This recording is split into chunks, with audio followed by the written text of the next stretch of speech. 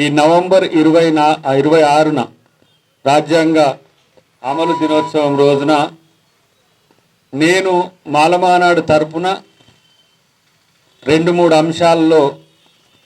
అంశాలతో ఢిల్లీలో జంతర్ మంతర్ దగ్గర ఒక దీక్ష కార్యక్రమం పెట్టిన. దాంట్లో మనది కూడా 42% రిజర్వేషన్లు ఇవ్వాలనే ఉద్దేశం అనేది పెట్టిన. కాబట్టి శ్రీనివాస్ గౌడ్ గారి నుంచి మొదలు పెడితే ప్రతి ఒక్కరు ఎవరు మీకు వీలైతే 26వ తారీఖు 11 గంటల నుంచి 6 గంటల వరకు జంతర్ మంతర్లో దీక్ష ఉంటుంది. అది 42% మద్దతు కూడా దాంట్లో ఉంది. కాబట్టి మీరు మద్దతు తెలిపితే సంతోషిస్తా అని చెప్పి తెలియజేస్తున్నా. మళ్ళా మీరు 1 నుంచి పార్లమెంటు జరిగేంత వరకు మీరు చేసే కార్యక్రమాల్లో భాగస్వామ్యం అవడమే కాకుండా మళ్ళీ నేను స్పెషల్గా ఒకసారి దాని మీద మాలమానాడు పేరు మీద బీసీలకు 42% రిజర్వేషన్లు అనే దాని మీద ఒక పెద్ద కార్యక్రమం చేపట్టాలనే ఆలోచన సంఘం తరఫున తీసుకున్నారు. కాబట్టి దాన్ని నేను మీలాంటి కార్యక్రమాల్లో పాల్గొనడమే కాకుండా గతంలో కూడా చెప్పిన ఎస్సీ ఎస్టీ సంఘాలు కలిసి వస్తాయి.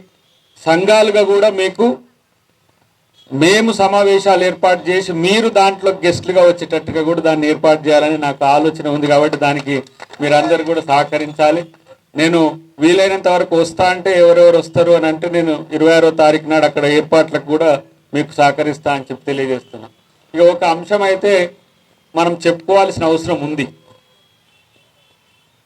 ఎలక్షన్ అయిపోయింది, జూబ్లీ హిల్స్ ఎవరి రాజకీయాలకు అయిపోయినాయి.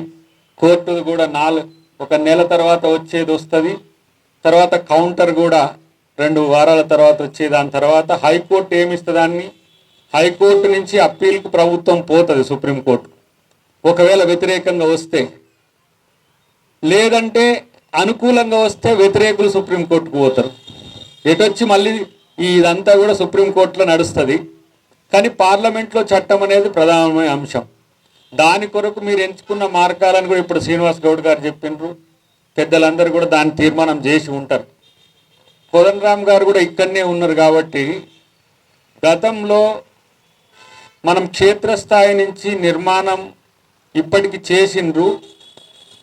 క్షేత్రస్థాయి నుంచి ఉద్యమాన్ని నిర్మించడానికి కార్యాచరణ రూపొందించాల్సిన అవసరం ఉన్నది. ఎక్కడికక్కడికి ఆయా స్థానిక నాయకత్వం ఎమ్మెల్యేల క్యాంప్ ఆఫీసుల ముందు కానీ ఎమ్మెల్యేల దగ్గరికి వెళ్ళి వినతి పత్రాలు ఇవ్వడంతో పాటు వాళ్ళ మీద ఒత్తిడి తెచ్చే కార్యక్రమం తేవాల్సిన అవసరం ఉందని నాకు అనిపిస్తున్నది. ఎందుకంటే హైదరాబాద్ కేంద్రకంగా జరుగుతున్నది, కొన్ని ప్రాంతాల్లో జిల్లా స్థాయిలో కూడా జరుగుతున్నది. కానీ ఈ అంశాన్ని సెన్సిటైజ్ చేయాలంటే క్షేత్రం నుంచి ప్రధానంగా ఎమ్మెల్యేల నుంచి ఎంపీలను అడ్డుకోవడం అనేది కాకుండా, మధుయాషకన్న గారు వెల్కమ్. వారికి గౌరవ మాజీ ఎంపీ గారు, సీనియర్ కాంగ్రెస్ పార్టీ నాయకులు. ఎందుకంటే ఉద్యమ శక్తులన్నీ కూడా మీకు అండగా ఉన్నాయి. మొన్ననే చాలా ప్రత్యేకంగా జరిగిన సమావేశాల్లో కూడా ప్రజా సంఘాల నుంచి ఎంఆర్పిఎస్ నుంచి మొదలు పెడితే ప్రతి ఒక్క సంఘం మద్దతు చెప్పిన కార్యక్రమాల్లో అందరం కూడా మాట్లాడినాం. కానీ ఇక సెన్సిటైజ్ చేయకుండా ఇలాంటి సమావేశాలను మనం ఇంకెంతో కాలం కొనసాగించడం అనేది సాధ్యమయ్యే పని కాదు.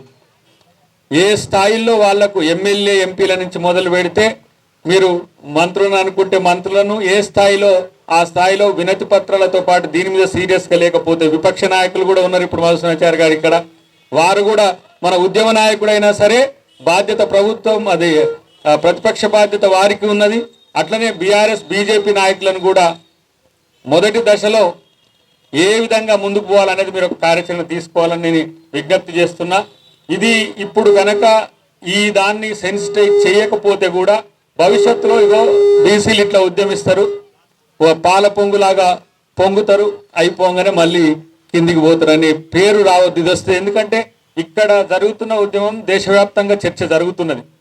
బీజేపీ కూడా ఒకవైపున చూస్తున్నది, నిర్ణయం తీసుకోవాల్సిన అవసరం వస్తుందేమని ఒక పాజిటివ్ దృక్కోణంతో ఉండొచ్చు అని నేను అనుకుంటున్నా. కాబట్టి అటువైపు నెట్టకుంటే వాళ్ళు కూడా నిర్ణయం తీసుకోవడానికి తాత్సారం చేస్తారు. కాబట్టి ఈ పార్లమెంటు సెషన్స్ మనకు చాలా బలమైన కార్యక్రమం. కాబట్టి ఆ విషయంలో అందరినీ కూడా మళ్ళొక్కసారి చలో ఢిల్లీ కార్యక్రమాన్ని తీసుకుపోయే ప్రయత్నం చేస్తూనే ఏ సంఘాలకు ఆ సంఘాలుగా వాళ్ళు కూడా కార్యక్రమాలు పెట్టే ప్రయత్నం చేయాలట తర్వాత కూడా అని చెప్పి నేను విజ్ఞప్తి చేస్తూ చివరగా ఒక అంశం, ప్రభుత్వం తరపు నుంచి సమస్యలు ఏమైనా ఉంటే నేను ముఖ్యమంత్రి గారి దృష్టికి ఎవరైనా పెద్దలు పార్టీ దృష్టికి తీసుకుపోవడానికి నేను ప్రయత్నం చేస్తా. ప్రభుత్వం తరపున పార్టీ తరపున మీకేమైనా ఇబ్బందులు వస్తున్నాయి అని అంటే, ఇప్పుడు పోలీస్ అంశం చెప్పిండ్రు, అది ముఖ్యమంత్రి గారి దృష్టికి ఇంటెలిజెన్స్ ద్వారా కూడా పోతుంది, ఇప్పుడు ఎట్లాగో మీడియా ద్వారా కూడా పోతుంది. మనకేం వ్యతిరేకంగా ముఖ్యమంత్రి గారు లేరు, విపక్షాలు కూడా రాష్ట్రంలో ఉన్న విపక్షాలు పెద్దగా వ్యతిరేకంగా ఏం కనిపించట్లేదు. కానీ మనం చేసే ఉద్యమం ఒకవైపు విజ్ఞప్తితో కూడిన అంశం చేస్తూనే మరొక వైపు ఒత్తిడి పెంచకపోతే ఇది మళ్ళీ నిర్వీర్యమయ్యే పరిస్థితి ఉంటుంది. దాంట్లో ఎన్నో రకాల సమస్యలు వస్తున్నాయి. నేను గమనిస్తున్న పాయలు పాయలుగా ఉద్యమాన్ని విడగొట్టడానికి కూడా కొన్ని కుట్రలు జరుగుతాయి. ఏ రూపంలో జరుగుతాయనే విషయం పక్కన పెడదాం.